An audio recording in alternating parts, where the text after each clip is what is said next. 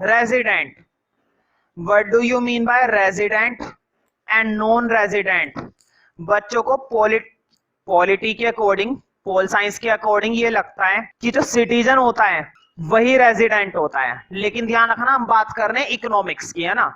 मुझे भी मालूम है अगर कोई सिटीजन है तो वो रेजिडेंट अपने आप माना जाएगा, नागरिक है, लेकिन तुम्हें मालूम है सिटीजन एक पॉलिटिकल टर्म है। अब मैं बात कर रहा हूँ रेजिडेंट की, रेजिडेंट एक इकोनॉमिक टर्म है। हमें सिटीजन में और रेजिडेंट में कंफ्यूज नहीं होना है।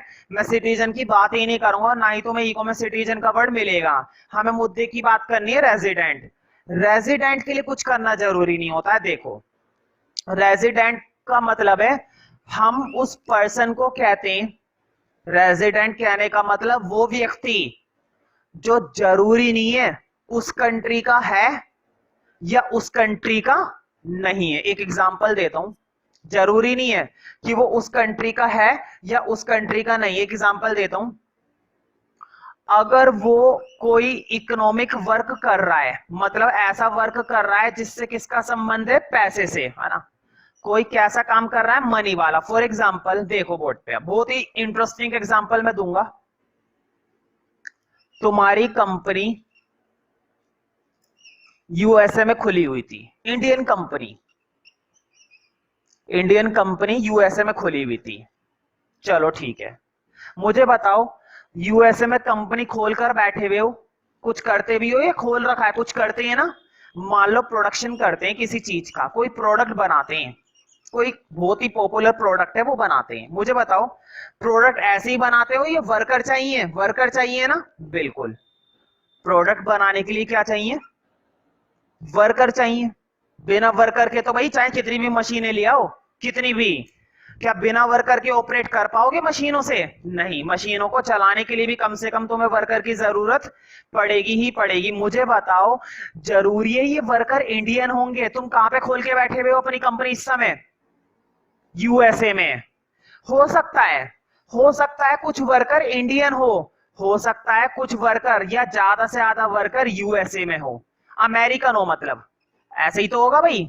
तुम अपनी कंपनी यूएसए में खोल के बैठे हुए हो, 90% वर्कर तुम्हें कौन सा मिलेगा, अमेरिकन ही तो मिलेगा। क्या इंडिया से लेकर जाओगे अपने वर्कर? नहीं भाई, मेरी कंपनी में अपने वर्कर से काम करवाओ, नहीं, not possible for each firm, each company. हर एक कंपनी के लिए ऐसा करना मुश्किल काम है, तो तुम्हें वहीं के लोगों को काम देना पड़ेगा। प्रोडक्ट तुम्हारा है, कंपनी तुम्हारी है, लेकिन वर्कर अमेरिका के हैं। मुझे बताओ ये वर्कर बेशक अमेरिका के हैं, लेकिन इनका जो इकोनॉमिक वर्क हो रहा है, ध्यान से सुनना मेरी बात को, मेरी बातों को सुनोगे रेजिडेंट चिपक जाएगा दिमाग में, बिल्कुल।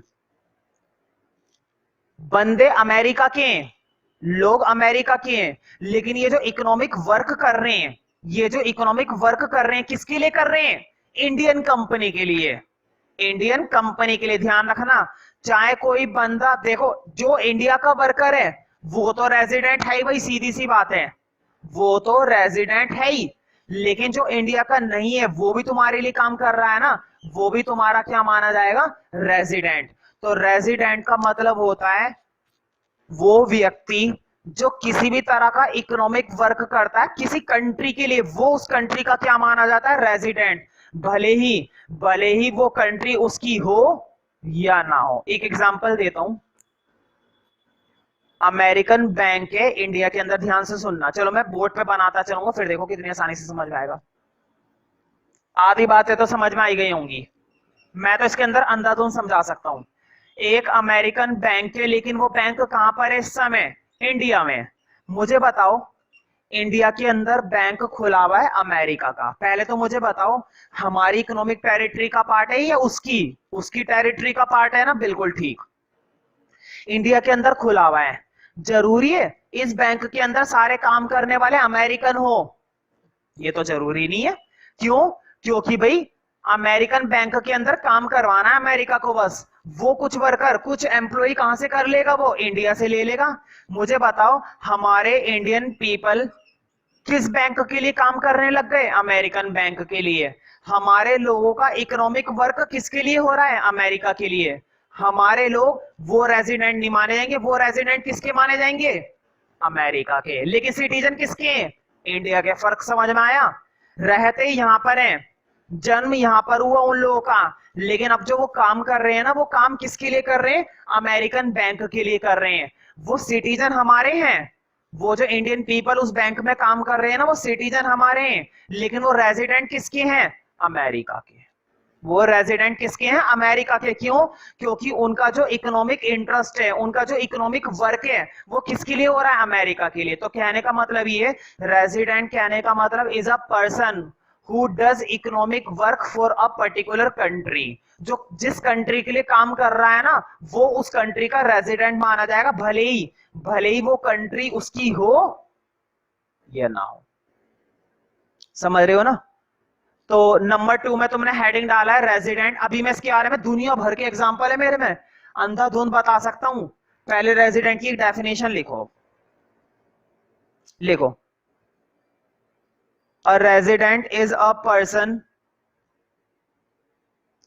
A resident is a person, a resident is a person, is a person whose, board पे लिखा हुआ है whose, resident is a person whose center of economic interest, whose center of center of economic interest, मतलब उसका economic interest जिस country के लिए होता है। इकोनॉमिक इंटरेस्ट का मतलब है इकोनॉमिक वर्क। वो बंदा जिसके लिए इकोनॉमिक वर्क कर रहा है ना, वो बंदा उस कंट्री का रेजिडेंट, में ध्यान रखना, मैंने उस कंट्री का रेजिडेंट बोला है, सिटीजन नहीं बोला है। सिटीजन में और रेजिडेंट में फर्क है। मैं सिटीजन वर्ड बोलूंगा ही नहीं, क्योंकि वो पॉलिटिकल वर्ड है, वो नागरिकता वाला वर्ड है। रेजिडेंट का मतलब होता है निवासी, और सिटीजन का मतलब होता है नागरिक, और नागरिक और निवासी में फर्क होता है। A resident is a person whose center of economic interest lies, board पे लिखा हुआ है lies, whose center of economic interest in which he lives,